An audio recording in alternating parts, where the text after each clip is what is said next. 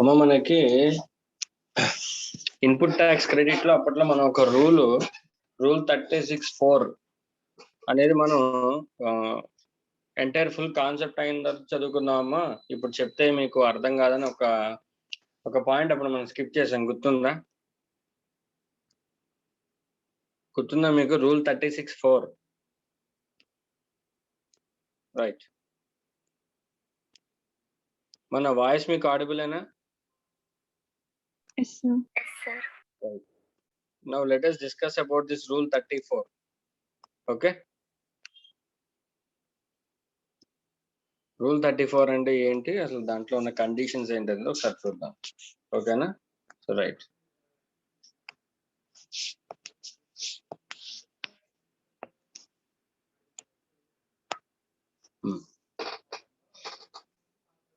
So before starting మనం ఒక చిన్న కాన్సెప్ట్ చూద్దాం.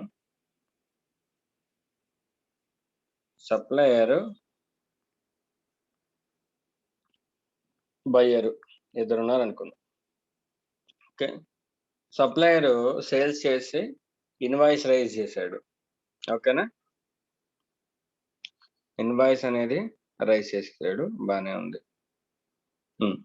ఇప్పుడు జనరల్ గా ఈ సప్లయర్ ఇతను సేల్ చేసిన బిల్లుని ఎక్కడ డిక్లేర్ చేయాలి చెప్పండి? ఇతను ఎక్కడ డిక్లేర్ చేయాలి?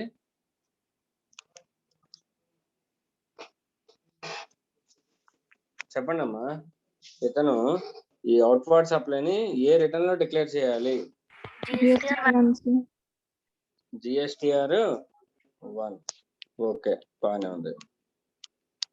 రైట్.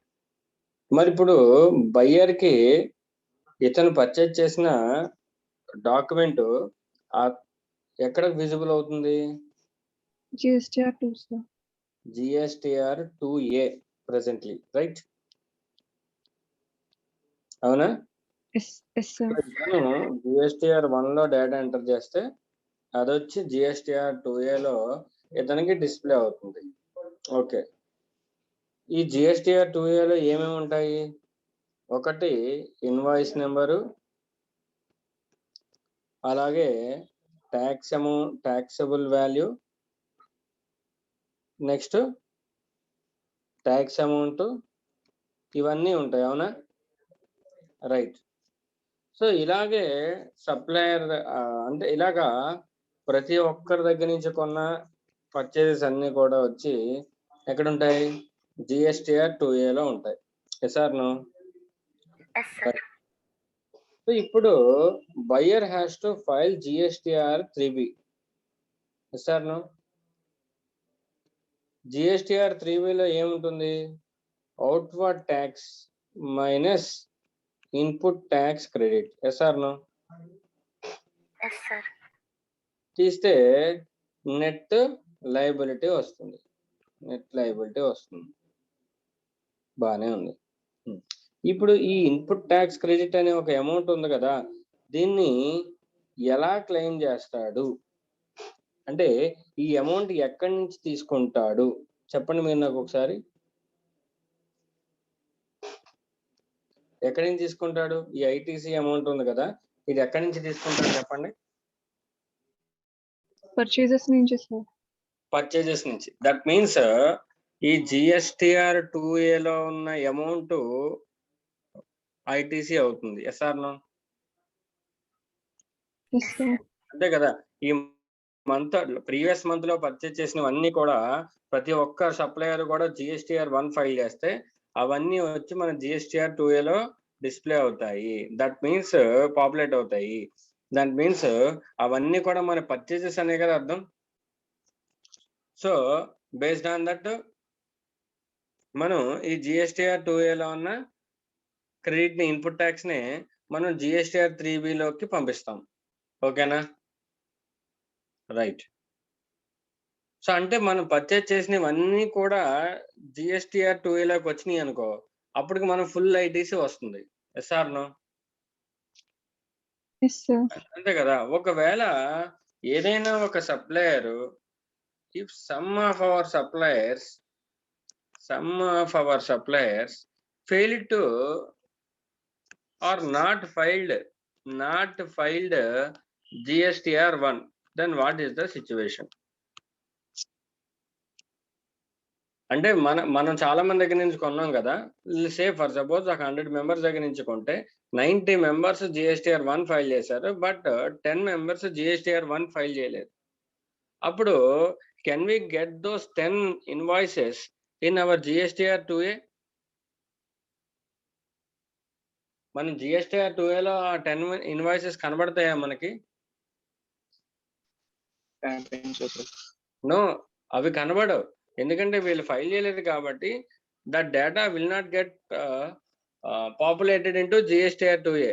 కానీ మనకి మన దగ్గర డాక్యుమెంట్ ఉంది కదా సార్, మనం పర్చేజ్ చేసాము, డాక్యుమెంట్ ఉంది, మనం ఎలిజిబుల్లే, కానీ 2Aలో రాలేదు. ఓకేనా? మరి ఈ ఐటీసీ మనం తీసుకునేటప్పుడు GSTR 2Aలో ఉన్న ITC in GSTR 2A bills plus ITC on bills not uploaded in 2A, bills not uploaded or not populated in GSTR 2A, ఆ రెండింటిని కలిపి మన ఇన్పుట్ ట్యాక్స్ క్రెడిట్ క్లెయిమ్ చేసుకోవాలి. Yes or no? అంటే మనం GSTR 3Bలో ఇన్పుట్ ట్యాక్స్ క్రెడిట్ మనం claim చేయాలి. చేసేటప్పుడు ఇది సెల్ఫ్ అసెస్డ్ గా జరుగుతుంది. ట్యాక్స్ పేయర్కే తెలుసు కదమ్మా ఏది తనకు ఉన్నాడు, ఏది అప్లోడ్ అవ్వలేదు అనేది. ఈ అసెస్మెంట్ అంతా కూడా ఎవరికి తెలుస్తుంది? కొన్నవాడికే తెలుస్తుంది, ట్యాక్స్ పేయర్కే తెలుస్తుంది. Sir no? So based on self-assessment, the buyer has to claim the input tax credit on the invoices which are uploaded in GSTR 2A and the invoices or the debit notes which are not uploaded in the GSTR 2A. Clear? On self-assessment base. అతనే calculation చేసుకొని input tax ఎంత తీసుకోవాలి అనేది అతనే decide చేసుకోవాలి. Okay, right. ఇప్పుడు అసలు ఈ రూల్ ఏంటంటే, ఇప్పుడు ఏం చేసిందంటే డిపార్ట్మెంట్ కొత్తగా ఒక రూల్ తీసుకొచ్చింది. ఏంటా రూల్ అంటే, ఓకే నువ్వు GSTR 2Aలో లేని బిల్స్ మీద నువ్వు ఇన్పుట్ ట్యాక్స్ క్రెడిట్ క్లెయిమ్ చేస్తున్నావు by showing the reason that your concerned supplier has not filed the GSTR 1. That's okay, I accept. But ఏమన్నాడంటే ఒక చిన్న కండిషన్ పెట్టాడు. ఏంటా కండిషన్ చూద్దాం. Let us see what is that condition. Right.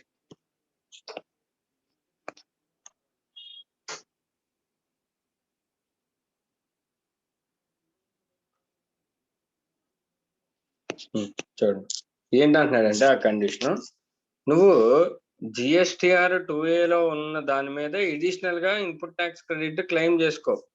ఇది 3B return. GSTR 2Aలో ఉన్న input tax credit ఎలాగో క్లెయిమ్ చేసుకో. బట్ ఆ ఎడిషనల్ క్రెడిట్ క్లెయిమ్ చేస్తున్నావు కదా, ఏమని? కొన్ని బిల్స్ సప్లయర్ అప్లోడ్ చేయలేదు, బట్ నా దగ్గర బిల్స్ ఉన్నాయి అని చెప్పి నువ్వు క్లెయిమ్ చేస్తున్నావు కదా, అటువంటి క్లెయిమ్ ఎంతవరకు చేయొచ్చు అనేది ఒక రెస్ట్రిక్షన్ పెట్టాడు. ఎంతవరకు అంటే నాట్ ఎక్సీడింగ్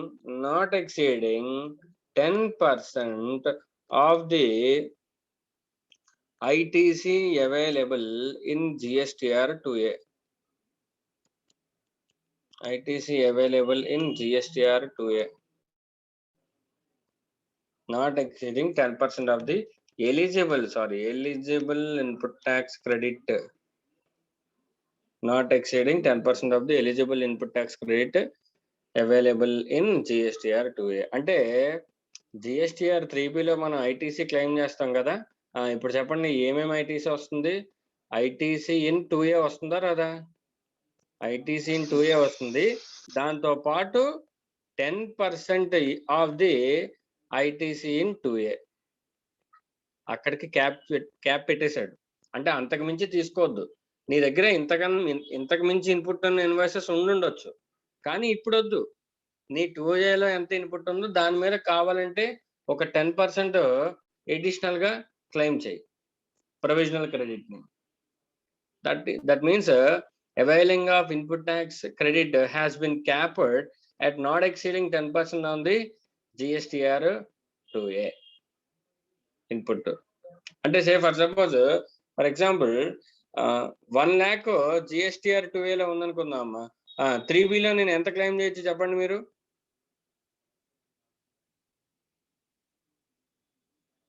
GSTR 2A లో 1 lakh ITC ఉంది, 3B లో నేను ఎంత ఇన్పుట్ క్లెయిమ్ చేయొచ్చు చెప్పండి? 1,10,000. That's it, not exceeding 10%. అంటే ఇంకా కావాలంటే 10%. అర్థమైందమ్మా మీకు? Right, that's what they are saying. అదే రూల్ నెంబర్ 36(4) అంటే. అయితే దీనికి కొన్ని క్లారిఫికేషన్స్ ఉన్నాయి, ఆ క్లారిఫికేషన్స్ ఏంటో చూద్దాం. సే ఫర్ సపోజ్ ఇప్పుడు GSTR 1, GSTR 3B, sorry GSTR 2A. Okay, ఇప్పుడు GSTR 2A అనేది డైనమిక్. అంటే ఎప్పుడు GSTR 1 ఫైల్ చేస్తే ఆపోజిట్ పార్టీ, అప్పుడు GSTR 2A ఆటోమేటిక్ గా అప్లోడ్ అయిపోతుంది. Yes or no? మరి ఇలా అత్తమాటలు అప్డేట్ అయిపోయేటప్పుడు నేను ఏ రోజు వాల్యూ తీసుకోవాలి? వాడు 2A మీద 10% క్లెయిమ్ చేయమన్నాడు కదా, 2A మీద 10% క్లెయిమ్ చేసుకో కావాలంటే అన్నాడు. అది ఏ రోజు? సే ఫర్ సపోజ్ ఇప్పుడు GSTR 1 ఫైల్ చేయడానికి అందరికీ డ్యూ డేట్ ఎప్పుడు చెప్పండి? 10th of the succeeding month, అవునా? Yes, sir. GSTR 3B నేను ఎప్పటి నుంచి ఎప్పటి వరకు ఫైల్ చేయొచ్చు? కావాలనుకుంటే 11వ తారీఖు నుంచి 20వ తారీఖు వరకు ఫైల్ చేయొచ్చు, అవునా? మరి GSTR 2A నుంచి ఇన్పుట్ క్లెయిమ్ చేయాలి, GSTR 2A నుంచి ఇన్పుట్ క్లెయిమ్ చేయాలి, దాన్ని బేస్ చేసుకొని క్లెయిమ్ చేసుకోవాలి 3Bలో. కరెక్టే. మరి 11వ తారీఖు తీసుకోవాలా, 12ని తీసుకోవాలా, 13ని తీసుకోవాలా? నేను ఏ రోజు 3B ఫైల్ చేస్తే ఆ రోజు 2A మీద 10% తీసుకోవాలా? ఏంటి cut off? What is the cut off date for taking ITC from GSTR 2A? Okay, అందుకని వాడు ఏమన్నాడంటే GSTR 1 డ్యూ డేట్ ఎప్పుడు చెప్పండి? 10th, sir.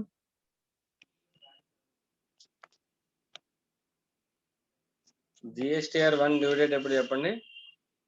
10th of the succeeding month. Yes, 10th of the succeeding month. So ఇక్కడికి normal గా late ఫైలర్స్ కాకుండా normal ఫైలర్స్, regular ఫైలర్స్ అందరూ కూడా బై 10th GSTR 1 ఫైల్ చేసి ఉంటారుగా. Sir no? సో వాడేమన్నాడంటే ఈ బయ్యర్ ఎవరైతే ఉన్నారో వీడిని as on 10th of the succeeding month, as on 10th of the succeeding month, GSTR 2A లో ఎంత బ్యాలెన్స్ ఉందో ఆ బ్యాలెన్స్ తీసుకోమని చెప్తున్నాడు. అర్థమైందమ్మా మీకు? GSTR 2A మీద 10% తీసుకోమన్నాడు కదా, ఆ 2A ఏ రోజు బ్యాలెన్స్ చెప్పండి? As on the due date of filing of GSTR 1. Opponent పార్టీకి డ్యూ డేట్ ఎప్పుడైతే అయిపోతుందో ఆ రోజున GSTR 2A బ్యాలెన్స్ తీసుకోమని చెప్పాడు. అర్థమైనా మీకు? సే for suppose 10th due date కరెక్టే. ఒక సప్లయర్ GSTR 1ని ఓకేనా 16th ఫైల్ చేశాడు. ఆటోమేటిక్ గా వీడు ఇక్కడ అప్లోడ్ చేసిన సెకండ్స్ లో నాకు ఇక్కడ GSTR 2A కూడా అప్డేట్ అయిపోతుంది, అవునా? ఏ రోజు? 16th అప్డేట్ అయిపోతుంది. సే ఫర్ సపోజ్ నేను GSTR 3B 19th ఫైల్ చేస్తున్నా, విత్ ఇన్ ది డ్యూ డేటేగా.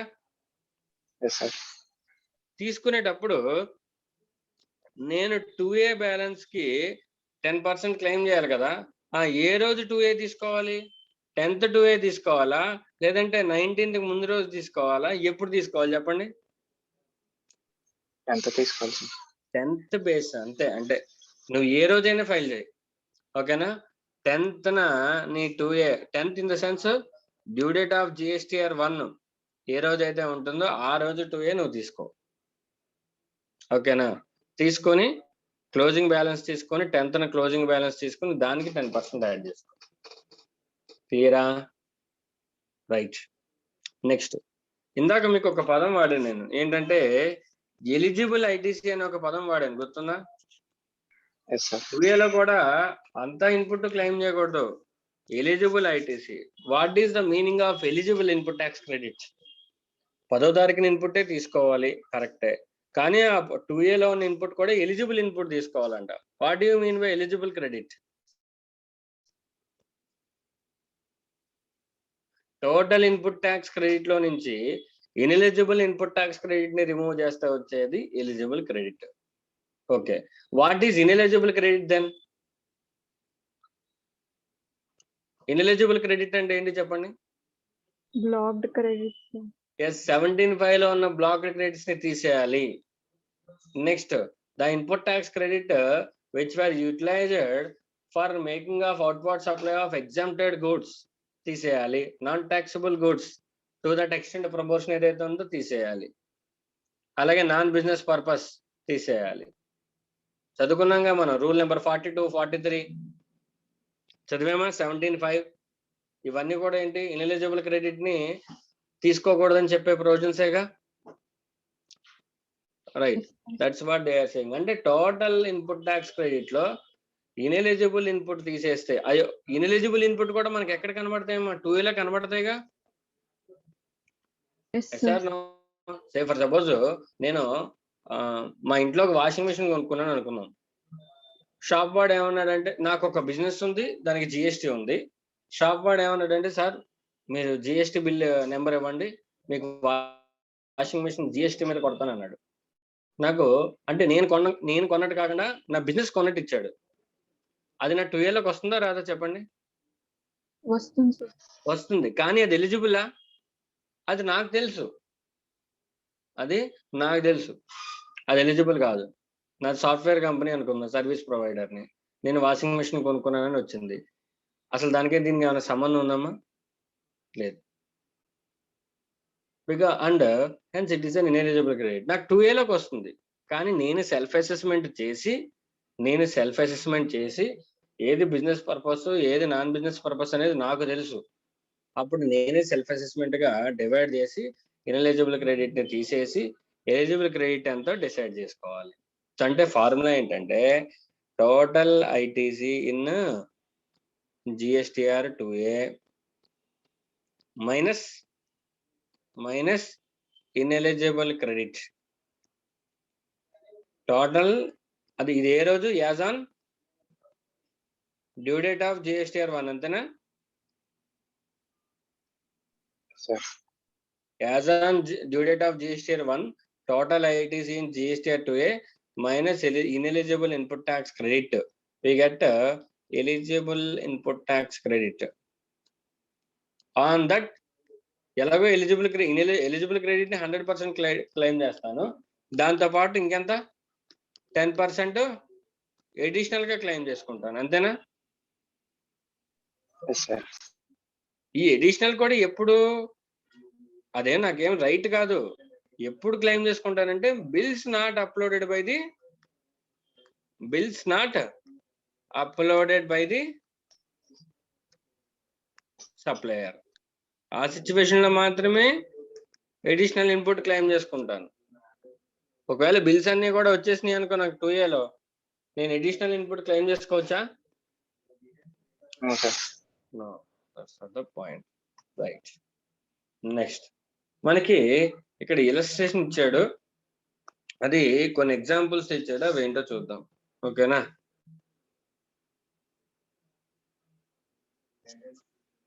ఏ రోజు తీసుకోవాలి బేసు అనేది ఇక్కడ చెప్పాడు చూడండి.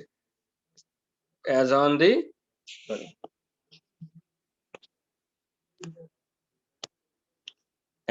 The due date of filing of returns in form GSTR 2A of the suppliers for the set tax period. Suppliers అందరికి కూడా డ్యూ డేట్ ఎప్పుడు ఉంటుందో అది కట్ ఆఫ్ డేట్ కింద తీసుకోవాలి. ఓకే. నెక్స్ట్, ఏ ఇన్వాయిసెస్ మీద the invoices that are not uploaded by the suppliers వాటి మీద తీసుకోవాలి. నెక్స్ట్ ఇన్వాయిస్ వైస్ తీసుకోవాలి. నెక్స్ట్ ఏ ఇన్పుట్ తీసుకోవాలి, టోటల్ ఎలిజిబుల్ క్రెడిట్ మాత్రమే తీసుకోవాలి, ఇన్ఎలిజిబుల్ క్రెడిట్ అనేది తీసుకోకూడదు. Okay right. ఇక్కడ ఒక ఇలస్ట్రేషన్ ఉంది చూడండి అమ్మా. ఒక ఇలస్ట్రేషన్ ఉంది. ఆర్ అనే ఒక పర్సన్ 100 ఇన్వాయిసెస్ పర్చేజ్ చేశాడంట. ఎన్ని ఇన్వాయిసెస్? ఎన్నమ్మా? 100 ఇన్వాయిసెస్ అంట. 100 ఇన్వాయిసెస్ గాను ఇన్పుట్ ట్యాక్స్ క్రెడిట్ ఎంత అంట? 10 lakhs. Total invoices 100.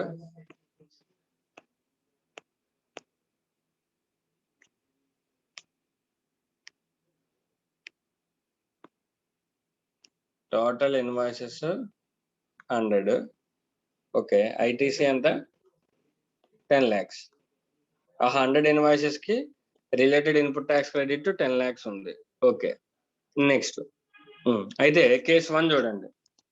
కేసు 1 లో చూడండి, suppliers have furnished in form GSTR 1 only 80 invoices involving an ITC of 6 lakhs as on the due date of furnishing of the details of outward supplies by the suppliers.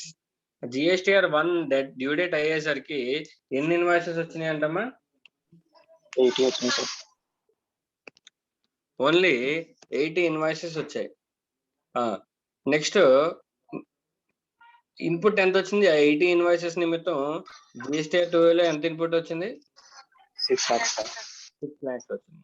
అంటే ఈ కేసులో కొన్ని bills అంటే 20 bills suppliers upload చేయలేదు, అవునా? Yes sir. ఇప్పుడు చూడండి, అంటే GSTR 2A లో 6 ఉంది కదా, చెప్పండి. ఇప్పుడు GSTR 3B లో నేను ఎంత క్లెయిమ్ చేయొచ్చు చెప్పండి? 6,60,000 క్లెయిమ్ చేయొచ్చు. 6 lakhs plus 60 into 10%, అవునా? So 6,60,000 input tax credit claim చేయొచ్చు. ప్రయోజనం అర్థమైందా మీకు? Next illustration 2, I mean case 2. Case 2 చూడండి. Suppliers have furnished 80 invoices. ఈ కేసులో కూడా 80 ఇన్వాయిసెస్ ప్రొవైడెడ్. ద ఇన్పుట్ ఎంత వచ్చింది? 7 lakhs సార్. 7 lakhs వచ్చింది. ఇప్పుడు 3B లో ఎంత క్లెయిమ్ చేయొచ్చు చెప్పండి? 7,70,000. 7,70,000, 7.7 lakhs. Very good. Next third case. 75 invoices వచ్చాయి. 75 ఇన్వాయిసెస్ వచ్చాయి. బట్ ఇన్పుట్ ఎంత వచ్చింది? 9.2 lakhs వచ్చింది ఐటీసీ. ఇప్పుడు ఎంత క్లెయిమ్ చేయొచ్చు? 9.2 into 10%, చెప్పండి ఎంత? 0.92 ప్లస్ 9.2 ఎంత అవుతుందమ్మా? చెప్పాలి. 10.12 అవుతుంది. ఎంత ఇన్పుట్ ట్యాక్స్ క్రెడిట్ క్లెయిమ్ చేయొచ్చు, అంతేనా? అంతేనా కదా? Yes sir. అంతేనా? కరెక్టేనా? 10 lakhs కదా సార్ ఇన్వాల్వ్ అయింది అందులో. Very good. అదే చెప్తున్నాడు బాబు. నువ్వు కావాలంటే అడిషనల్ 10% క్లెయిమ్ చేయొచ్చు, కానీ ఎప్పటి వరకు? ఏ లిమిట్ వరకు? నీ ఒరిజినల్ ఇన్పుట్ దాటకూడదు, అంతే కదా? నీ టోటల్ పర్చేజ్ ఇన్పుట్ 10% తీసుకోమన్నారు, కరెక్టే. ఫర్ సపోజ్ ఇక్కడ 9.9 వచ్చింది అనుకో, దీనికి అడిషనల్ గా 10% వేసుకుని 10 దాటిన తర్వాత కూడా ఐటీసీ తీసేసుకుంటావా? తీసుకోకూడదు. 10% తీసుకోవచ్చు. ఎప్పుడు? ఎంతవరకు తీసుకోవచ్చు అంటే నీ టోటల్ ఇన్పుట్ ఎంత ఉంది అక్కడతో ఆగిపోవాలి. ఓకేనా? Okay sir. Right. That's what they are saying. మా దీనివల్ల ఎస్ఎస్సికి ట్యాక్స్ పేయర్ కి బెనిఫిటా లాసా? Loss sir. లాస్. బికాస్ అంటే సప్లయర్స్ కనుక సరిగ్గా లేరనుకో, సప్లయర్స్ సరిగ్గా ఫైల్ అయిపోతే ఏమవుతుంది? ఇతనికి ఇన్పుట్ బ్లాక్ అయిపోతుంది. ఎస్ఆర్ను వ్యాలిడ్ పర్చేజ్ చేసిన ఇన్పుట్ బ్లాక్ అయిపోతుంది.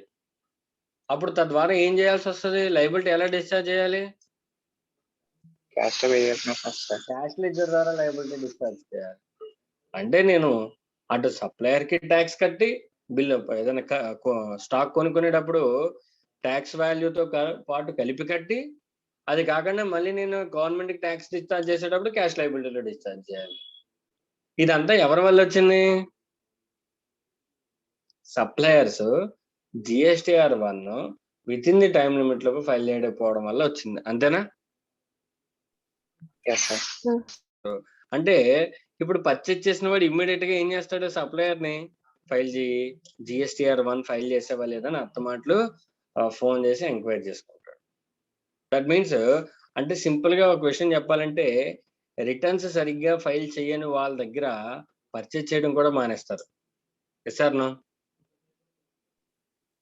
Yes sir. అవునా కదా? నువ్వు 1 ఫైల్ చేస్తావా చేయవా అని అడుగుతారు ఫస్ట్. నువ్వు నేను చేస్తాను టైం లిమిట్ లో అంటేనే నీ దగ్గర పర్చేజ్ చేస్తారు, లేదా నేను 1 ఫైల్ చేయనంటే నీ దగ్గర కొనుక్కోవడం మానేస్తారు. ట్యాక్స్ పేరుకి ఈ విషయం అర్థమైంది అనుకో, అంతే కదా? Yes sir. అంటే అంటే ఈ యొక్క రూల్ ఒక ఇంటెన్షన్ ఏంటంటే ఇండైరెక్ట్ గా ట్యాక్స్ పేయర్స్ అందరినీ కూడా రిటర్న్స్ ని విత్ ఇన్ ది టైం లోపు ఫైల్ చేసే విధంగా ప్రొవిజన్ పెట్టాడు. దీని డెప్త్ అది. అర్థమైందమ్మా? రైట్, సరే నెక్స్ట్. ఇప్పుడు ఈ కేసు చూద్దాం. 6.6 lakhs. ఇక్కడ ఇన్పుట్ ఎంత క్లెయిమ్ చేశారమ్మా? కేస్ 1 లో ఇన్పుట్ ఎంత క్లెయిమ్ చేసావు నువ్వు? 6,60,000. 6,60,000. నీకు ఎన్ని ఇన్వాయిసెస్ అప్లోడ్ అయినాయి? 6 lakhs వరకు అప్లోడ్ అయింది. అడిషనల్ గా 60,000 నువ్వు క్లెయిమ్ చేసావు. టోటల్ ఎంత? 6.6 lakhs క్లెయిమ్ చేసావు. Yes or no? Yes sir. Right. ఇప్పుడు నెక్స్ట్ మంత్ అంటే ఈ మంత్ అయిపోయింది, మంత్ 1 అయిపోయింది. మంత్ 2లో అయినా సరే రిమైనింగ్ ఇన్వాయిసెస్ వాళ్ళు అప్లోడ్ చేస్తారుగా? Yes sir. Yes or no? మరి అప్పుడు ఇన్పుట్ ట్యాక్స్ క్రెడిట్ ని ఎలా క్లెయిమ్ చేయాలి? అవునా? నువ్వు ఎంత తీసుకున్న టోటల్ ని ఇన్పుట్ ట్యాక్స్ క్రెడిట్ ఎంత దాటకూడదు?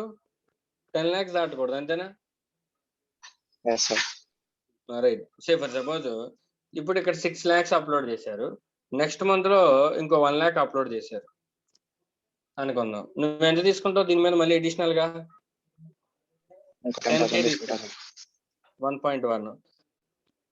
ఇంకో మంత్ లో ఇంకో 1 lakh, ఇక్కడ ఒక 10K, ఇక్కడ 1.1, ఇంకో 1 lakh, ఇంకో 10K, ఇంకో 1.1, ఇంకో 1 lakh, ఓకేనా? ఇంకో 10K, 1.1. అమ్మా చూడండి ఒకసారి ఎంత అయిపోతుంది? 11 lakhs అయిపోతుంది సార్. 11 lakhs అయిపోతుంది. అంటే ప్రతిసారి ఈ అడిషనల్ 10% అనేది క్లెయిమ్ చేయొచ్చా? చేయకూడదు. ఎప్పుడు చేయాలంటే అంటే ఎంత వరకు చేయాలంటే ఇప్పుడు వీళ్ళందరూ కూడా 1 lakh అప్లోడ్ చేసేంత వరకు వెయిట్ చేయని అవసరం లేదు, ఈ 4 lakhs చేసేంత వరకు. ఓకేనా? దీనికి ఒక సొల్యూషన్ చెప్పాడు. ఏమంటే ఆల్రెడీ నువ్వు ఎంత క్లెయిమ్ చేసావు? ఫస్ట్ టైం 6.6 వరకు క్లెయిమ్ చేసావు కదా? Yes sir. నీకు రిమైనింగ్ ఇంకా ఇన్పుట్ ఎంత తీసుకోవాలి నువ్వు? 3,40,000. 3.4. అవునా? Yes sir. ఏం చేశాడంటే ఒక రివర్స్ క్యాలిక్యులేషన్ వేసాడు. ఏమన్నాడంటే 3.4 110% కి ఈక్వల్ అనుకో, అప్పుడు 100కి ఎంత అవుతుంది ఒకసారి చెప్పండి నాకు?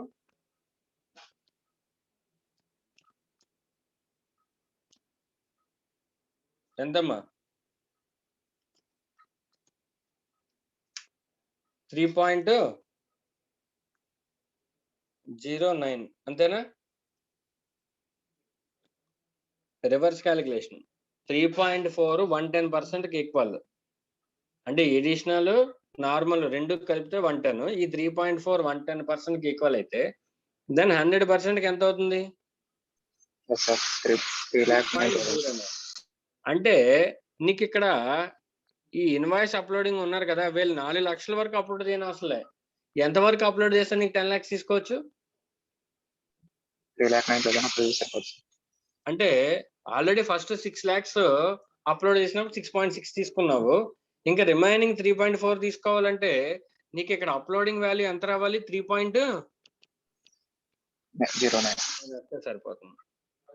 3.09 వచ్చింది అనుకో, దీనికి ఒక 10% యాడ్ చేసుకుంటే ఓకేనా, నీకు ఆటోమేటిక్గా 3.4 వచ్చేస్తుంది. చూడండి, అవునా? 3.4కి 10% యాడ్ చేసుకుంటే 3.4 వస్తుంది. 3.09కి 10% యాడ్ చేస్తే. సో అప్పుడు ఆల్రెడీ నువ్వు ఇంతకుముందు ఎంత క్లెయిమ్ చేసావు? 6.6 ప్లస్ ఒక 3.4 టోటల్ ఎంత? 10 lakhs. సరిపోయిందా? అంటే ఓకే, ఫస్ట్ 6 lakhs అప్లోడ్ చేస్తే రిమైనింగ్ 3.4 క్లెయిమ్ చేయడానికి నీకు ఎంత వాల్యూ అప్లోడ్ అయితే సరిపోతుంది? అంత వాల్యూ వరకు చూసుకోవాలి. అర్థమైందా? అంత ఇన్పుట్ ఫైల్ అయితే సరిపోతుంది, 2Aలో కనబడితే సరిపోతుంది. ఇప్పుడు ఈ కేసులో మీరు చెప్పండి, ఇక్కడ 7.7 కదా, ఆ రిమైనింగ్ ఇన్పుట్ ఇంకా ఎంత క్లెయిమ్ చేయాలి నేను? 7 lakhs అప్లోడ్ చేస్తే ఇంకో 0.7 అడిషనల్ గా క్లెయిమ్ చేసి టోటల్ గా 7.7 తీసుకున్నా. ఇంకా బ్యాలెన్స్ ఎంత క్లెయిమ్ చేయాలి చెప్పండి? 2.3. రివర్స్ క్యాలిక్యులేషన్ ఏంటి? 2.3 of 110 into 100 we will get 2.09 sir. ఎంత? 2.09. ఆల్రెడీ 7 lakhs 2Aలో కనబడుతుంది. ఇంకో 2.09 అనేది 2Aలో కనబడితే ఇంకో 10% దానికి యాడ్ చేసుకుంటే టోటల్ 10 ఇన్పుట్ వచ్చేస్తుందిగా మనకి. Yes sir. That's what the process. ఇప్పుడు అది ఒకసారి ఎగ్జాంపుల్ లో చూడండి.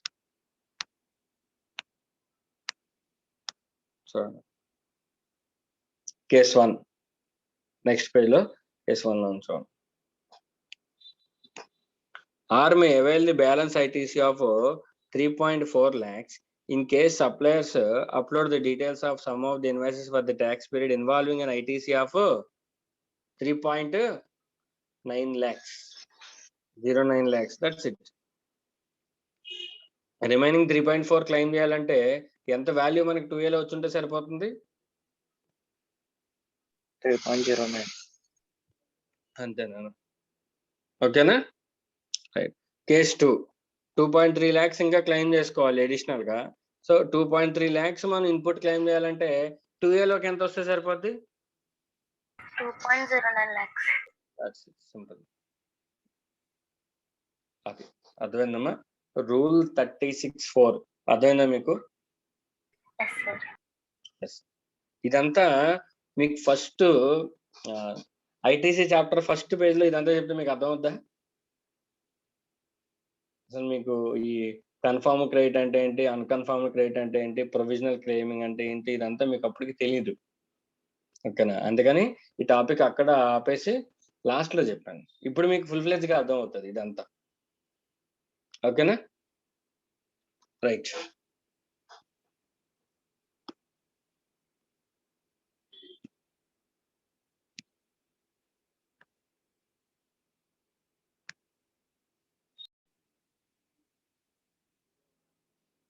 చూడమ్మా, ప్రొసీజర్ ఫర్ ద రిజిస్ట్రేషన్. అంటే మీరు కనుక జిఎస్టీ రిజిస్ట్రేషన్ అప్లై చేయాలంటే ప్రొసీజర్ ఏంటి? పార్ట్ 1, పార్ట్ 2 2 పార్ట్స్ ఉన్నాయి నాన్న. పార్ట్ 1 లో మళ్ళీ 2 పార్ట్స్ ఉన్నాయి, part A and part B. ఓకేనా? రిజిస్ట్రేషన్ ప్రొసీజర్ లో ఎన్ని పార్ట్స్ ఉన్నాయి? Part 1, part 2. నెక్స్ట్ పార్ట్ 1 లో ఎన్ని ఉన్నాయి? 2 parts ఉన్నాయి. Okay, now let us see what are they. Right. First of all, every person who is liable to get registered and the person seeking voluntary registration shall, before applying for the registration, declare his PAN, mobile number, email address, state in part A of form GST REG 1 in the GST common portal. Common పోర్టల్లోకి వెళ్ళి apply for the new registration అని కొడితే first of all a form open అవుతుంది? GST REG 1 open అవుతుంది. ఓకేనా? అందులో మనం ఏమేమి ఇవ్వాలంట? ఒకటి పాన్ నెంబర్ ఇవ్వాలంట మంది, తర్వాత మొబైల్ నెంబర్ ఇవ్వాలంట, తర్వాత మెయిల్ ఐడి ఇవ్వాలంట. ఓకేనా? So PAN number, mail ID, mobile number ఇస్తే వాటికి పాన్ ఏమో CBDT డేటాబేస్ అంటే central board of direct taxes, PAN వాళ్ళ దగ్గర ఇచ్చేది. ఇన్కమ్ ట్యాక్స్ డిపార్ట్మెంట్ ఇస్తుంది. సో పాన్ డీటెయిల్స్ ని వ్యాలిడేట్ చేసుకుంటుంది జిఎస్టీ పోర్టల్. వ్యాలిడేట్ చేసుకుని తర్వాత మొబైల్ కి మెయిల్ కి 2 ఓటీపీలు పంపుతుంది. అవి 2 సక్సెస్ఫుల్ గా ఎంటర్ చేస్తే మనకి ఒక నెంబర్ జనరేట్ అవుతుంది. ఏంటి ఆ నెంబరు? ఆ నెంబర్ ఏంటమ్మా? TRN. What is that number? TRN. ఏమంటారు దాన్ని? Temporary reference number. ఓకేనా మా ఉన్నారా? Yes, sir. Right, temporary reference number. ఓకేనా. ఇప్పుడు అంటే పార్ట్ ఏలో only mobile number, mail ID, pan validation జరుగుతుంది. అలాగే మనల్ని అడుగుతుంది మీరు ఏ స్టేట్ నుంచి రిజిస్ట్రేషన్ అప్లై చేసుకుంటున్నారని. అది కూడా మనం అక్కడ ఆప్షన్ టిక్ పెట్టేస్తే అక్కడికి పార్ట్ ఏ ఎంటర్ అయిపోతుంది. తర్వాత ఇప్పుడు టిఆర్ఎన్ ఉంది కదా, వచ్చింది కదా, ఆ టిఆర్ఎన్ ని బేస్ చేసుకొని మనం పార్ట్ బిలోకి ఎంటర్ అవ్వాలి. ఓకేనా. సో పార్ట్ బిలోకి ఎంటర్ అయిన తర్వాత అప్పుడు ఇంకా మనల్ని అదర్ డీటెయిల్స్ ఇవన్నీ అడుగుతాడు. పార్ట్ బి అంతా ఫిల్ చేసిన తర్వాత ఏమవుతుందంటే మన అప్లికేషన్ సక్సెస్ అవుతుంది. అప్లై చేసిన తర్వాత ఈ అప్లికేషన్ ఎవరి దగ్గరికి వెళ్తుందంటే అటువైపున జిఎస్టీ ఆఫీసర్కి వెళ్తుంది. Application shall be forwarded to the proper officer. GST ఆఫీసర్కి వెళ్తుంది. ఇక్కడ నుంచి పార్ట్ 2 స్టార్ట్ అవుతుంది. ఇంకా మన పార్ట్ అయిపోయింది, వాళ్ళు చూసుకుంటారు. ఇప్పుడు ఆఫీసర్ ఏం చేస్తాడంటే మనం అప్లోడ్ చేసిన డాక్యుమెంట్స్ అన్నిటిని కూడా వెరిఫై చేస్తాడు. వెరిఫై చేసి డాక్యుమెంట్స్ అన్ని కూడా ప్రాపర్ గా ఉంటే మనకి వెంటనే విత్ ఇన్ 3 వర్కింగ్ డేస్ లో లైసెన్స్ గ్రాంట్ చేసేస్తాడు. ఏ ఫామ్ లో? GST REG 06. ఆ ఫామ్ లో మనకి వెంటనే లైసెన్స్ అప్రూవ్ ఇచ్చేస్తాడు. సే ఫర్ సపోజ్ మనం పెట్టిన డాక్యుమెంట్స్ అంటే valid proof of address, Aadhaar number, Aadhaar details, pan card details, next ఇంకా అదర్ డీటెయిల్స్ ఇవన్నీ ఉంటాయి. ఆ డీటెయిల్స్ అన్ని అప్లోడ్ చేసినప్పుడు వాడు వెరిఫై చేసుకుని ఆ డీటెయిల్స్ ప్రాపర్ గా లేవనుకో, ప్రూఫ్స్ కరెక్ట్ గా లేవనుకో, మనకి ఏం చేస్తాడంటే క్లారిఫికేషన్ ఇమ్మని చెప్పి మనకు ఒక నోటీస్ పంపుతాడు. ఓకేనా. ఆ నోటీస్ వచ్చిన వెంటనే మనం విత్ ఇన్ 7 వర్కింగ్ డేస్ లో మనం ఏం చేయాలంటే ప్రాపర్ ఆఫీసర్ కి రిప్లై పెట్టాలి. రిప్లై పెట్టిన తర్వాత ప్రాపర్ ఆఫీసర్ కనుక సాటిస్ఫై అయితే వెంటనే విత్ ఇన్ 7 వర్కింగ్ డేస్ లో మళ్ళీ మనకి లైసెన్స్ గ్రాంట్ చేస్తాడు. ఓకే. అప్పటికి కూడా మనం రెండోసారి పెట్టిన డాక్యుమెంట్స్ కూడా వాడు కనుక సాటిస్ఫై అవ్వకపోతే ఫైనల్ గా అప్లికేషన్ ని రిజెక్ట్ చేసి పడేస్తాడు. అప్లికేషన్ ని రిజెక్ట్ చేసేస్తాడు. ఓకేనా. రైట్. అంటే ఫస్ట్ టైం మనం అప్లికేషన్ పెట్టినప్పుడు ప్రాపర్ ఆఫీసర్ కి ఎంత టైం ఉంటుంది? యాక్సెప్టెన్సా లేదంటే క్వైరీ చేయడానికి ఎంత టైం ఉంటుంది చెప్పండి? 3 days, sir. 3 days టైం ఉంటుంది. ఓకేనా. అంటే మన లైసెన్స్ పెట్టిన తర్వాత 3 days లోపు వాడు యాక్సెప్ట్ చేస్తున్నాడా లేదంటే వాడికి ఏమైనా డౌట్స్ ఉన్నాయా అనేది మనల్ని అడగాలి. ఓకేనా. ఒకవేళ వాడు కనుక ఐదర్ ఫైనల్ గా యాక్సెప్ట్ చేయకపోయినా లేదంటే 3 days లోపు మనల్ని ఏదైనా ఇన్ఫర్మేషన్ అడగకపోయినా డీమ్డ్ అప్రూవల్ అయిపోతుంది లైసెన్స్. ఏమవుతుంది? Deemed approval. అప్రూవల్. అంటే జిఎస్టీ అధికారులు ఎవరైతే ఉన్నారో వాళ్ళందరూ కూడా మనం ఎప్పుడైనా లైసెన్స్ కనుక అప్లై చేస్తే with in how many days లోపు వాళ్ళు రెస్పాండ్ అవ్వాలి? ఖచ్చితంగా 3 days లోపు వాళ్ళు రెస్పాండ్ అవ్వాలి. ఓకేనా. వాళ్ళు ఏదైనా మనల్ని ఇన్ఫర్మేషన్ అడిగాడు అనుకో, మనం ఆ ఇన్ఫర్మేషన్ మనం సబ్మిట్ చేయడానికి మనకి ఎంత టైం ఉంటుంది? 7 days. 7 days మనకి టైం ఉంటుంది. ఓకేనా. రైట్. ఇది అంటే మనం 7 days లోపు మనం ఇచ్చాం ఇన్ఫర్మేషన్. మనం ఒకసారి 7 days లోపు వాడికి ఇన్ఫర్మేషన్ ఇస్తే వాడు మళ్ళీ 7 days లోపు అప్రూవల్ ఇవ్వాలి. అంటే విత్ రిప్లై అయితే 7 days వాడికి మన రిప్లై పంపించిన తర్వాత 7 days టైం లిమిట్ ఉంటుంది లైసెన్స్ అప్రూవల్ ఇవ్వడానికి. లేదు వితౌట్ రిప్లై డైరెక్ట్ అయితే 3 days లోపు యాక్షన్ తీసుకోవాలి. ఓకేనా. అటు 3 days లోపు యాక్షన్ తీసుకోకపోయినా ఇటు 7 days లోపు యాక్షన్ తీసుకోకపోయినా licence will get deemed approval. ఓకేనా. Okay, sir. నెక్స్ట్ మొన్న ఆగస్టు 2020 నుంచి లైసెన్స్ లో ఒక కొత్త పద్ధతి ప్రారంభించాడు లైసెన్స్ అప్రూవల్స్ లో. ఏంటా పద్ధతి చూద్దాం. Aadhaar authentication and without Aadhaar authentication. అంటే ఏం లేదు, మనం అప్లికేషన్ సబ్మిట్ చేసేటప్పుడు మనల్ని ఏం అడుగుతుంది అంటే ఆధార్ ఓటీపీతో అథెంటికేషన్ చేస్తావా అని అడుగుతుంది. అంటే ఆధార్కి మొబైల్ నెంబర్ లింక్ అయింది అనుకో, మన ఆధార్ నెంబర్ ఎంటర్ చేస్తే అప్లికేషన్ సబ్మిట్ చేసేటప్పుడు మనకు ఒక ఆధార్ ఓటీపీ వస్తుంది. ఆ ఆధార్ ఓటీపీ మనం ఎంటర్ చేస్తే అది ఆధార్ అథెంటికేషన్ సక్సెస్ అవుతుంది. లేదు ఆధార్లో మొబైల్ నెంబర్ లింక్ లేదనుకో, అప్పుడు అథెంటికేషన్ ఫెయిల్యూర్ అవుతుంది. ఓకేనా? అంటే మనం జిఎస్టి అప్లికేషన్ ఫైనల్ గా పార్ట్ బి సబ్మిట్ చేసిన తర్వాత మన మొబైల్ కి ఒక లింక్ వస్తుంది. ఆ లింక్ మనం క్లిక్ చేసి ఆధార్ ఓటీపీని అప్రూవల్ చేయాలి.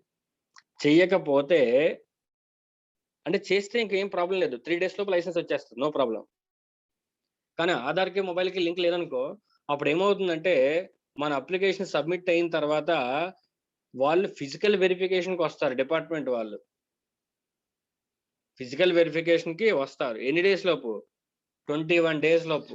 అప్లై చేసిన 21 days లోపు వాళ్ళు ఫిజికల్ వెరిఫికేషన్కి వస్తారు. బిజినెస్ ప్లేస్కి వచ్చి వాళ్ళు వెరిఫై చేసుకొని అప్రూవల్ అయితే అప్పుడు ఆర్సీ ఇస్తారు. ఓకేనా? రైట్. వాళ్ళు కనుక 21 days లోపు కనుక ఫిజికల్ వెరిఫికేషన్ రాకపోతే then licence will get deemed approval. ఓకేనా? మా ఏది బెటర్? ఆధార్ అథెంటికేషన్ చేసేయడం బెటరా, ఆధార్ అథెంటికేషన్ కాకుండా నార్మల్ వెరిఫికేషన్ ప్రాసెస్ లో వెళ్ళడం బెటరా? Aadhaar authentication best. అంటే సింపుల్ గా ఏం చెప్తున్నాడు అంటే ఆధార్ ని మొబైల్ నెంబర్ తో లింక్ చేసుకోమని చెప్తున్నాడు ఈ ప్రొవిజన్ పెట్టి. అంతేనా? Right. Next right short note on physical verification. Physical verification ఎప్పుడు జరుగుతుందమ్మా? లైసెన్స్ అప్రూవల్ చేసిన తర్వాత, లైసెన్స్ అప్లై చేసుకున్నప్పుడు ఆధార్ ఓటీపీ ద్వారా వెరిఫై చేయకపోతే అప్పుడు ఫిజికల్ వెరిఫికేషన్కి వస్తారు, లేదంటే లేదు. ఫిజికల్ వెరిఫికేషన్కి వచ్చి ఏం చేస్తారమ్మా? మనం పెట్టిన అడ్రస్ ఉంది కదా, లైసెన్స్ లో మన అడ్రస్ పెడతాం కదా, ఆ అడ్రస్ లో నిజంగా అక్కడ వీళ్ళు బిజినెస్ చేస్తున్నారా లేదా, అది బిజినెస్ ప్రిమిసెస్ అనుకూలంగా ఉందా లేదా, ఓకేనా, అలాగే ఒరిజినల్ డాక్యుమెంట్స్ ఉన్నాయా లేదా, ఇవన్నిటిని కూడా వెరిఫై చేసుకుని ఓకే అనుకుంటే అప్రూవల్ కొడతారు. ఓకేనా? దాన్ని ఫిజికల్ వెరిఫికేషన్ అంటారు. నెక్స్ట్ జిఎస్టి లైసెన్స్ ఎన్ని డిజిట్స్ ఉంటుందమ్మా? ఎన్ని డిజిట్స్? జిఎస్టి నెంబర్ ఎన్ని డిజిట్స్ ఉంటుంది? 15 సార్. 15 డిజిట్స్ ఉంటుంది. ఆ 15 డిజిట్స్ లో ఏమేమి ఉంటాయో ఒకసారి చూడండి. 2 characters are state code and 10 characters are permanent account number, and next 2 characters are entity code, and last one checksum character. 2 plus 10 plus 2 ఎంత? 14, and last one checksum character. మన Andhra Pradesh state code ఎంత? 37. దానికి మీ pan number ఏదైతే అది add అవుతుంది. ఓకేనా? So అక్కడికి 12 digits అవుతాయి. పాన్ నెంబర్ 10 డిజిట్స్ ఉంటుందమ్మా. ఓకేనా? సో 2 plus 10 12 అవుతాయి. 2 characters of the entity code. Entity code అంటే దానికి డిపార్ట్మెంట్ ఎంటిటీ కోడ్స్ పెట్టుకుంటుంది. 01 అయితే 01, 02 అయితే 02. ఓకేనా? ఆ లాస్ట్ లో చెక్సమ్ క్యారెక్టర్ వాళ్ళు ఏదైనా ఇవ్వచ్చు ర్యాండమ్ గా, ఏదైనా ఆల్ఫాబెట్ ఆర్ నెంబర్ ఏదైనా ఇవ్వచ్చు. ఓకేనా? సో అక్కడికి 15 డిజిట్స్ అవుతాయి. ఓకే అమ్మా, మీకు first return revised return concept తెలుసుగా మీకు? Effective data of registration concept తెలుసుగా మీకు? అదేనమ్మా, మనం ఎప్పుడైతే రిజిస్ట్రేషన్ లైబుల్ అవుతాం అప్పటి నుంచి ఎన్ని రోజుల్లోపు రిజిస్ట్రేషన్ అప్లై చేసుకోవాలి? 30 days లోపు అప్లై చేసుకోవాలి. విత్ ఇన్ 30 days లోపు అప్లై చేసుకుంటే లైసెన్స్ ఎప్పటి నుంచి ఎఫెక్టివ్ లోకి వస్తుంది? ఏ రోజైతే లైబుల్ అయినా ఆ రోజు నుంచా, లేదంటే ఏ రోజైతే రిజిస్ట్రేషన్ అయ్యానో ఆ రోజు నుంచా? ఎప్పుడైతే లైబుల్ అయ్యామో అక్కడి నుంచి వస్తుంది. అదే కాన్సెప్ట్ ఇక్కడ మళ్ళీ చెప్పాడు. ఓకేనా? అదే విత్ ఇన్ 30 days లోపు కనుక అప్లై చేయకపోతే, ఆఫ్టర్ 30 days కనుక అప్లై చేశాను అనుకో, అప్పుడు పరిస్థితి ఏంటి? ఆఫ్టర్ 30 days కనుక అప్లై చేస్తే ఏ రోజైతే నాకు లైసెన్స్ వస్తుందో ఆ రోజు నుంచే ఎఫెక్టివ్ లోకి వచ్చినట్టు. ఓకేనా? Right sir. దీనివల్ల రెండిట్లోనూ లాస్ ఏంటి, బెనిఫిట్ ఏంటి, లాస్ ఏంటి చెప్పండి? ఐటీసీ క్లెయిమ్ చేయలేము sir. Yes, very good, beautiful. Next మీరు టాపర్లు అయిపోయారమ్మా, ఇంకా జిఎస్టీలు ఇంకా మిమ్మల్ని ఎవరు ఆపలేరు ఇంకా. రైట్.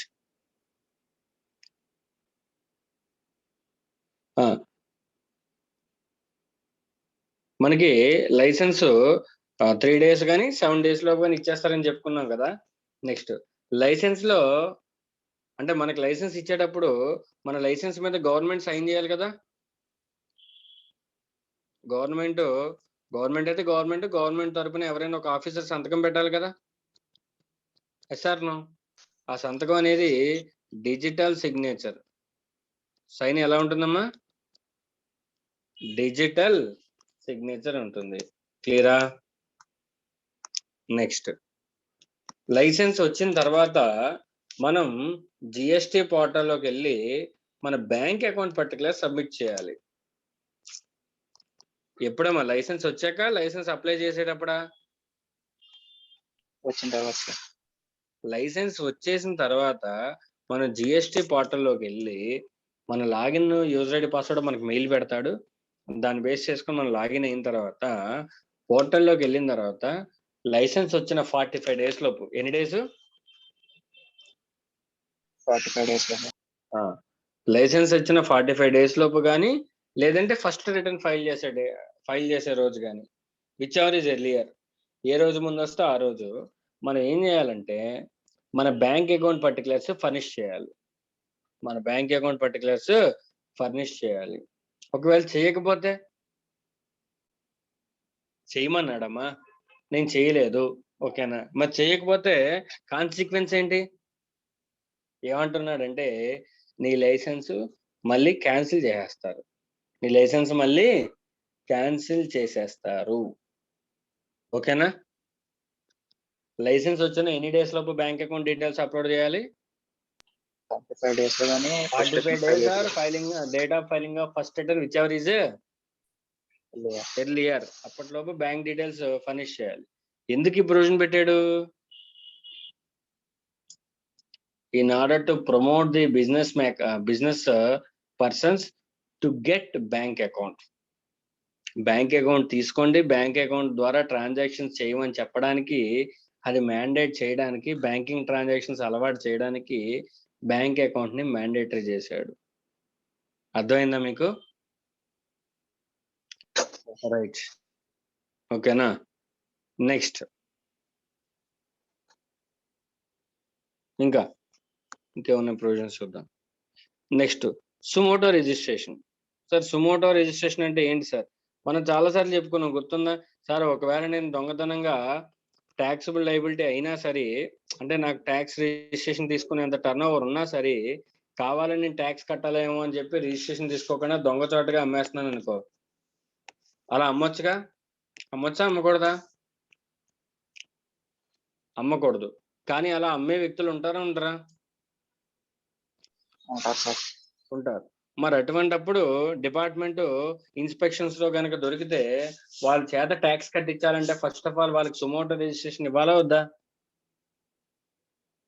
ఎందుకంటే వాళ్ళకి లైసెన్స్ ఇవ్వలేదనుకో, వాళ్ళ దగ్గర లైసెన్స్ మ్యాండేటరీ చేయలేదనుకో, వాళ్ళని పట్టుకుని వాళ్ళకి లైసెన్స్ వేసి వాళ్ళ దగ్గర నుంచి ట్యాక్స్ కలెక్ట్ చేసుకోకపోతే గవర్నమెంట్ కి రెవెన్యూ లాస్ కదా. అందుకని ఏం చేస్తుందంటే గవర్నమెంట్ ఇలాంటి ఇన్స్పెక్షన్స్ లో కనుక ఎవరైనా పర్సన్ లైబుల్ అయ్యుండి కావాలని రిజిస్ట్రేషన్ తీసుకోకుండా ఎస్కేప్ అయితే, ఓకేనా, వాళ్ళు ఖచ్చితంగా టెంపరరీ రిజిస్ట్రేషన్ అనేది ఒకటి రైజ్ చేస్తారు. టెంపరరీ రిజిస్ట్రేషన్ అది ఏ ఫామ్ లో ఉంటుందమ్మా? GST REG 12 temporary licence issue చేస్తారు. ఆ టెంపరరీ లైసెన్స్ ఇష్యూ చేసుకుని ఫస్ట్ ఆఫ్ ఆల్ అతను ఏం చేసేయాలి? ట్యాక్స్ కట్టేయాలి. పెనాల్టీ, ఫైన్ ఇవన్నీ ఇంపోజ్ చేస్తారు కదా స్పాట్ లో, అవన్నీ కట్టేయాలి. కట్టేసి మళ్ళీ నార్మల్ రిజిస్ట్రేషన్ కి అప్లై చేయాలి.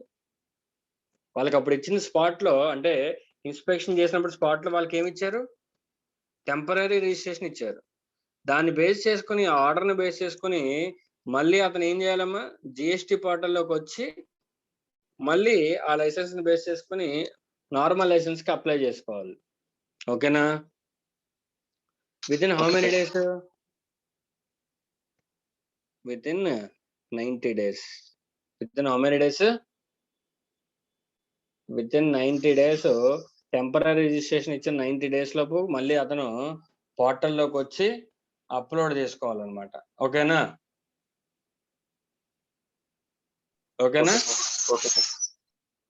రైట్. నెక్స్ట్, సరే బానే ఉంది, అప్లోడ్ చేశాడు, ఓకే బానే ఉంది. ఒకవేళ అంటే ఇతను ట్యాక్స్ లయబిలిటీ కాకపోయినా సరే, అంటే ఇతనికి ట్యాక్స్ పే చేయాల్సిన లయబిలిటీ లేకపోయినా సరే, కావాలని డిపార్ట్మెంట్ వాళ్ళు అది ఎగ్జెంప్టెడ్ గుడ్ అయినా కాదు ట్యాక్సిబుల్ గుడ్ అని ఇతని మీద ట్యాక్స్ లెవీ చేసి లైసెన్స్ తీసుకోమని ఫోర్స్ చేశారు. అప్పుడు ట్యాక్స్ పేయర్ ఎవరైతే ఉన్నారో కావాలంటే అతను అప్పీల్కి వెళ్ళొచ్చుగా.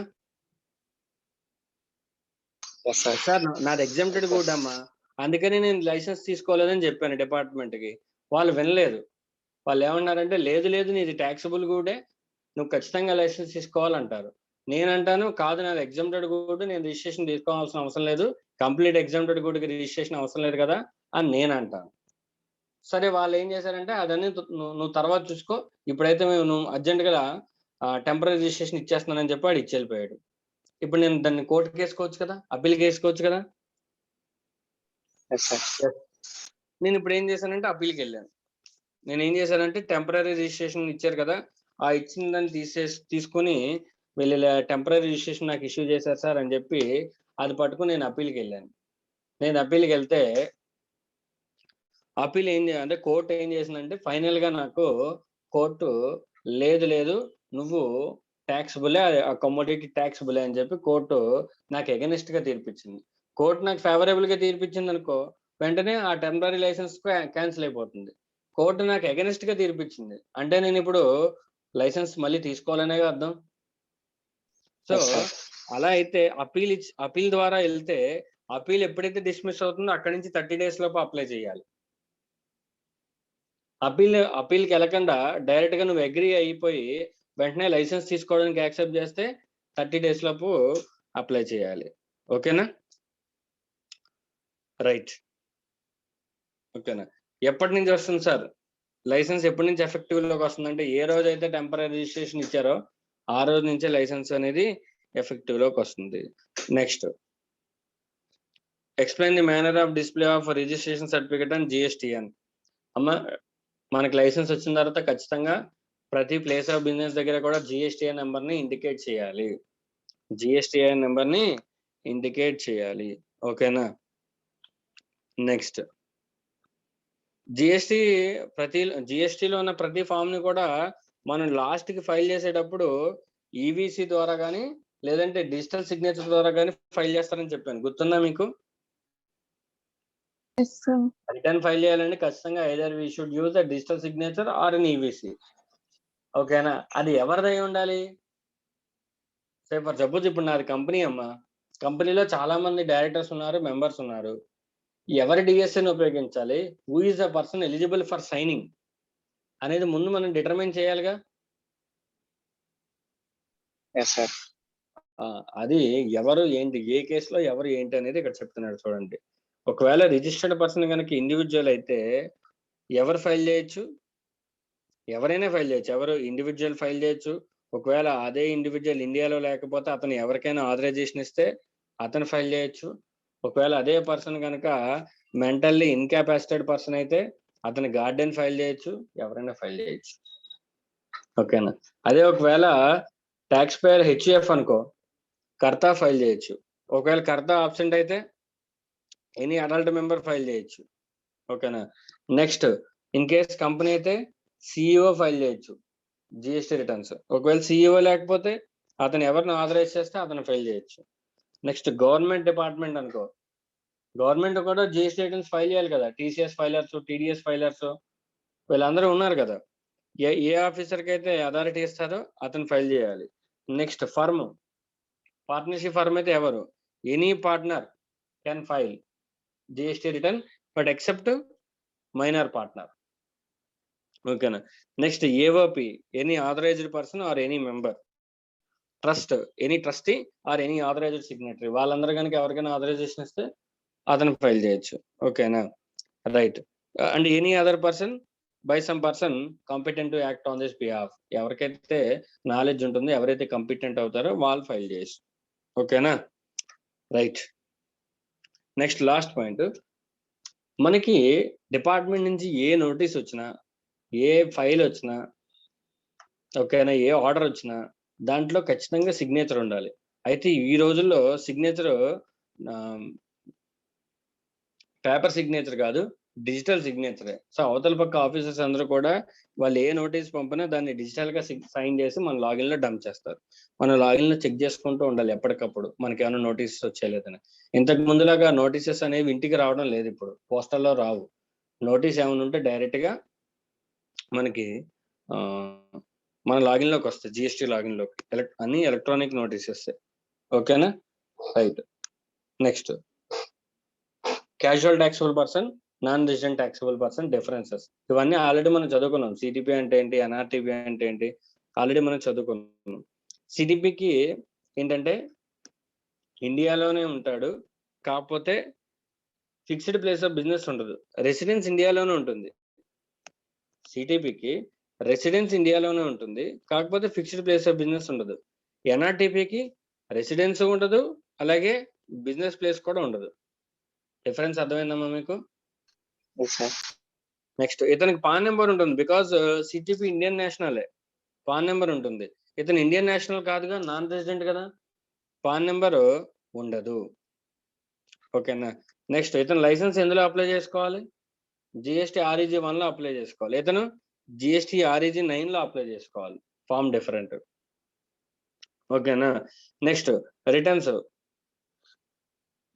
సిటిపికి జిఎస్టీఆర్ 1 ఫైల్ చేయాలి, 2 ఫైల్ చేయాలి, 3B ఫైల్ చేయాలి. సేమ్ మనకి రెగ్యులర్ ట్యాక్స్ పేర్ ఉన్నాడు కదా, ఆ విధంగానే సిటిపికి.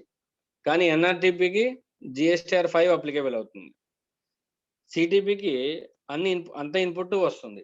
ఎన్ఆర్టీపీకి ఇన్పుట్ దేని మీద వస్తుంది? ఓన్లీ అతని కంట్రీ నుంచి ఏదైతే గూడ్స్ ఇంపోర్ట్ చేసుకుంటాడో ఆ గూడ్స్ మాత్రమే ఐటీసీ వస్తుంది. లోకల్ పర్చేస్ మీద ఐటీసీ వస్తుందా?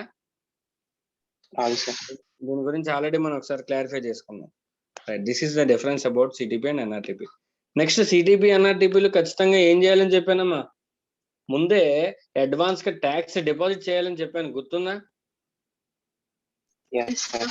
ఎస్టిమేటెడ్ ట్యాక్స్ లయబిలిటీ ఎంతో చెక్ చేసుకుని దాని మీద ట్యాక్స్ డిపాజిట్ చేయాలని చెప్పాను, గుర్తుందా? అదొకటి గుర్తుపెట్టుకోండి అమ్మా. రైట్, నెక్స్ట్ అది కూడా ఎలాగా? ఖచ్చితంగా త్రూ క్యాష్ లెడ్జర్ ద్వారా కట్టాలి. ఓకేనా. Next amendment and cancellation of registration. Licence ఒకసారి వచ్చిన తర్వాత దాన్ని అమెండ్మెంట్ చేసుకోవచ్చా? లైసెన్స్ వచ్చేసిందమ్మా, లైసెన్స్ లో కొన్ని పర్టికులర్స్ రాంగ్ ఉన్నాయి, లేదంటే కొన్ని పర్టికులర్స్ చేంజ్ చేసుకోవాలి. అంటే మొబైల్ నెంబర్ ఉంది, అప్పట్లో ఏదో లైసెన్స్ అప్లై చేసినప్పుడు మొబైల్ నెంబర్ ఇచ్చాను, అది పోయింది, కొత్త మొబైల్ నెంబర్ తీసుకున్నా, మరి దాన్ని అప్డేట్ చేసుకోవాలిగా? లేదు, షాప్ అడ్రస్ మార్చాను, ఒక చోట నుంచి ఇంకో చోటకి, ఆఫీస్ అడ్రస్ మార్చాను, అప్డేట్ చేసుకోవాలిగా? ఒక పార్ట్నర్ వెళ్ళిపోయాడు, అప్డేట్ చేయాలి, ఇంకో పార్ట్నర్ వచ్చాడు, అప్డేట్ చేయాలి. ఓకేనా. లేదంటే ప్లేస్ ఆఫ్ బిజినెస్ ని ఎక్స్టెండ్ చేశాను, ఇంకో ప్లేస్ ఆఫ్ బిజినెస్ ని కూడా తీసుకున్నాను, దాన్ని అప్డేట్ చేయాలి. లేదంటే బిజినెస్ నేమ్ చేంజ్ చేశాను. ఇలా అంటే చాలా అప్డేషన్స్ అవసరం అవుతాయి కదా, ఎస్ ఆర్ నో? సో అందుకని ఏం చేశాడంటే ఈ అప్డేషన్స్ లో ఏదైతే అప్డేట్ చేయాలో దాన్ని 2 భాగాలుగా విడదీశాడు. ఏంటంటే core areas, non core areas. Licence లో పర్టికులర్స్ ని 2 విధాలుగా విడగొట్టాడు. ఏంటది? Core area and non core area. Core area అంటే ఇంపార్టెంట్ పర్టికులర్స్ అన్నమాట, సింపుల్ గా చెప్పాలంటే. ఓకేనా. నాన్ కోర్ ఏరియా అంటే మరీ అంత ఇంపార్టెంట్ కాదు. ఓకేనా. సార్ కోర్ ఏరియాలో ఏమున్నాయి sir? Legal name of the business, next address of principal place of business changing or additional place of business changing, or next addition, deletion or retirement of partners or directors or karta or managing committee or trustee, CEO etcetera etcetera. అర్థమైందమ్మా? Core areas అంటే ఏంటో అర్థమైనాయా మీకు? Legal name, principal place of business లో address change చేయడం కానీ, లేకపోతే కొత్త ప్లేస్ ఆఫ్ బిజినెస్ ని యాడ్ చేయడం కానీ, లేకపోతే ఆల్రెడీ ఉన్న మెంబర్స్ లో చేంజెస్ చేయడం కానీ, ఎడిషన్స్ కానీ డిలీషన్స్ కానీ చేయడం కానీ, ఇవన్నీ కూడా కోర్ ఏరియాస్ లైసెన్స్ అమెండ్మెంట్ లో. నాన్ కోర్ ఏరియాస్ వేరేగా ఉంటాయి, అంటే చిన్న ఈ మొబైల్ నెంబరు, మెయిల్ ఐడి అటువంటివి అన్నమాట. ఓకేనా. సో ఇప్పుడు ఇలా అమెండ్మెంట్ చేసేటప్పుడు కోర్ ఏరియాకి ప్రొసీజర్ ఏంటి, నాన్ కోర్ ఏరియాకి ప్రొసీజర్ ఏంటి? మా కోర్ ఏరియా అంటే ఖచ్చితంగా అవతల పక్క వాళ్ళు డాక్యుమెంట్స్ వెరిఫై చేయాల్సిన అవసరం ఉంటుందిగా. Yes, sir. అంటే దానికి ఖచ్చితంగా ఆఫీసర్ ఇన్వాల్వ్మెంట్ కావాలి. నాన్ కోర్ ఏరియాస్ లో ఆఫీసర్ ఇన్వాల్వ్మెంట్ అవసరం లేదు. సో నాన్ కోర్ ఏరియాస్ ఏవైతే ఉన్నాయో అవన్నీ కూడా జస్ట్ ఇలాగా అమెండ్మెంట్ అప్లికేషన్ ఉంటుంది. అందులో అమెండ్మెంట్ అప్లికేషన్ సబ్మిట్ చేయగానే ఆటోమేటిక్ గా అప్డేట్ అయిపోతాయి. ఓకేనా? కానీ కోర్ ఏరియాస్ అప్డేట్ పెట్టామనుకో, మనం ప్రాపర్ ఆఫీసర్ దగ్గరికి వెళ్తుంది అప్లికేషన్. అతను 15 days లోపు అంతా వెరిఫై చేసుకుని అంతా కరెక్ట్గా ఉంటే 15 days లోపు లైసెన్స్ లో పర్టికులర్స్ అమెండ్ చేసి కొత్త లైసెన్స్ ఇచ్చేస్తాడు. కానీ ఆ డాక్యుమెంట్స్ పర్ఫెక్ట్ గా లేవనుకో, మనకు ఒక షోకాస్ నోటీస్ పంపుతాడు. పంపించి ఇందులో డాక్యుమెంట్స్ కరెక్ట్ గా లేవు, డాక్యుమెంట్స్ పంపించని అడుగుతాడు, లేదంటే ఇన్ఫర్మేషన్ ఏదైనా అడుగుతాడు. ఓకేనా? సో అప్పుడు మన ఇన్ఫర్మేషన్ సబ్మిట్ చేసి రిప్లై ఇవ్వాలి. ఎన్ని డేస్ లోపు? 7 working days లోపు. ఇచ్చిన తర్వాత డాక్యుమెంట్స్ అన్ని ఓకే అనుకుంటే దెన్ ఆటోమేటిక్ గా లైసెన్స్ అమెండ్ అయిపోతుంది. లేదు అప్పటికి కూడా మనం ఇచ్చిన డాక్యుమెంట్స్ అవి కరెక్ట్ గా లేకపోతే రిజెక్ట్ కొడతాడు. ఓకేనమ్మా? This is the procedure for the cancellation. Next ఇంకోటి ఏంటంటే, ఇందులో ఏది కరెక్ట్ గా లేకపోయినా, ఏది విత్ ఇన్ ది టైం లోపు జరగకపోయినా, proper officer with in the time లోపు యాక్షన్ తీసుకోకపోతే ఖచ్చితంగా ఏమవుతుంది, అది డీమ్డ్ అప్రూవల్ అయిపోతుంది. ఓకేనా? ఇది అమెండ్మెంట్. ఫస్ట్ రిజిస్ట్రేషన్ చూసాము, తర్వాత అమెండ్మెంట్ చూసాము. నా ఇప్పుడు క్యాన్సిలేషన్. క్యాన్సిలేషన్ అంటే ఏంటి? లైసెన్స్ ని క్యాన్సిల్ చేశాడు అంటే నాకు ఇంక వద్దని చెప్పి వదిలేసుకోవడం. లైసెన్స్ క్యాన్సిలేషన్ ఎవరెవరు చేయొచ్చు? ఇప్పుడు నేను ట్యాక్స్ పేయర్నమ్మా, నేను కావాలనుకుంటే లైసెన్స్ ని క్యాన్సిల్ పెట్టేసుకోవచ్చుగా. వ్యాపారం చేయడం మానేసాను అనుకో, cancel పెట్టేయచ్చుగా. Yes, sir. Correct, sir. లేదు Yes, sir. నేను సరిగ్గా వ్యాపారం చేయట్లే, లేకపోతే నేను ఫ్రాడ్యులెంట్ బిజినెస్ చేస్తున్నాను, నేను ట్యాక్స్ ప్రాపర్ గా కలెక్ట్ చేయట్లేదు, ఓకేనా, ఎడిషనల్ ట్యాక్సెస్ కలెక్ట్ చేస్తున్నాను పబ్లిక్ దగ్గర నుంచి, ఇలాంటి చెక్ చూసినప్పుడు డిపార్ట్మెంట్ నా లైసెన్స్ క్యాన్సిల్ చేయొచ్చుగా. Yes, sir. అంటే లైసెన్స్ క్యాన్సిలేషన్ అనేది ఒకటి on application made by the taxpayer అయినా జరగవచ్చు, లేదంటే suo motu cancellation by the department అయినా జరగవచ్చు. Sir no Yes, sir. Right. So ఇలా అప్లికేషన్ జరగాలి అంటే ట్యాక్స్ పేర్ అప్లై చేసేటప్పుడు 3 సందర్భాలు ఉంటాయి. ఒకటి, నేను బతుకుంటే నేనే అప్లై చేసుకుంటా. 2, ఒకవేళ నేను బతికి లేకపోతే నా లీగల్ హెయిర్స్ అయినా క్యాన్సిలేషన్ కి అప్లై చేయొచ్చు. ఓకేనా? 3వది, నేను బిజినెస్ ని సేల్ చేసేసా, either discontinue or sale or amalgamation or demerger, ఇవన్నీ గుర్తున్నాయి మీకు?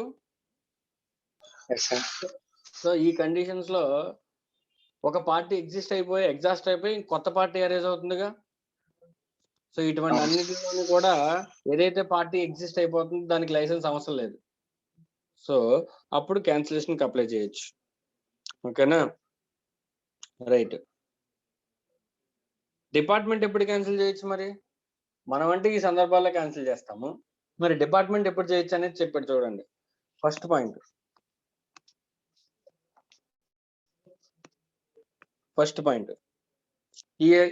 where the registered person has not conducted any business from the declared place of business. అంటే లైసెన్స్ తీసుకొని చెప్పిన ప్లేస్ లో కాకుండా వేరే ప్లేస్ లో బిజినెస్ చేస్తున్నా. Next, issues invoice or bill without supply of goods or services.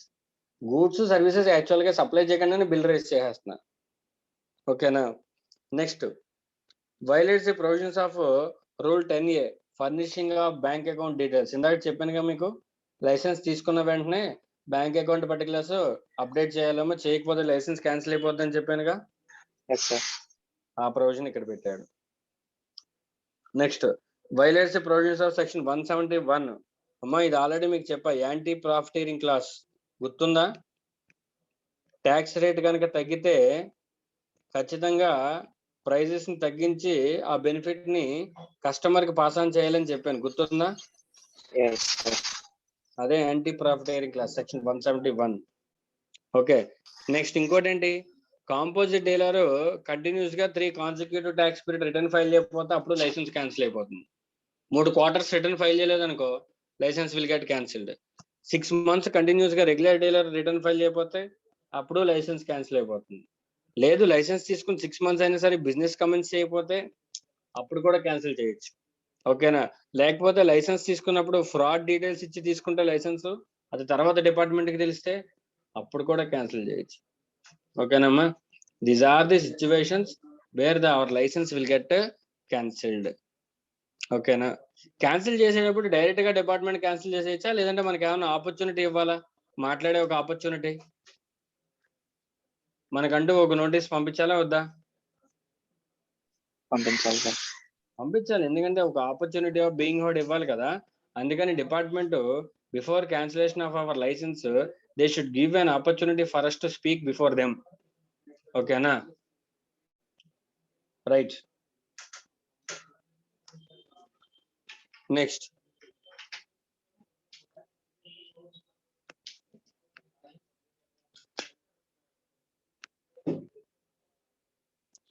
ఇంకోటి ఏంటంటే సార్ క్యాన్సిల్ చేసేసాను లైసెన్స్ క్యాన్సిల్ చేసేసిన తర్వాత అంటే సే ఫర్ సపోజ్ నేను 1 లక్ష రూపాయలు ట్యాక్స్ కట్టాలి అంటే సప్లైస్ డిక్లేర్ చేయకుండా లైసెన్స్ క్యాన్సిలేషన్ పెట్టేసుకున్నా.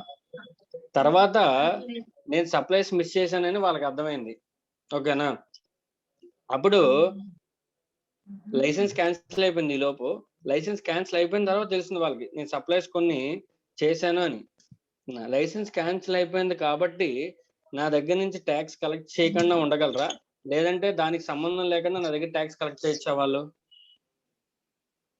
అంటే ఐ మీన్ లైసెన్స్ క్యాన్సిల్ అయిపోయిన తర్వాత కూడా నేను యాక్ట్ ప్రకారం కట్టాల్సిన డ్యూస్ అన్నిటికి కూడా లైబుల్ అవుతానా అవ్వనా? అవుతారు సార్. అవుతాను. That's the point. నెక్స్ట్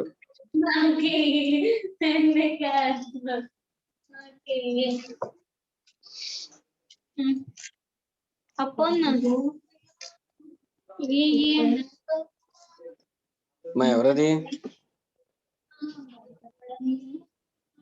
సరేనా?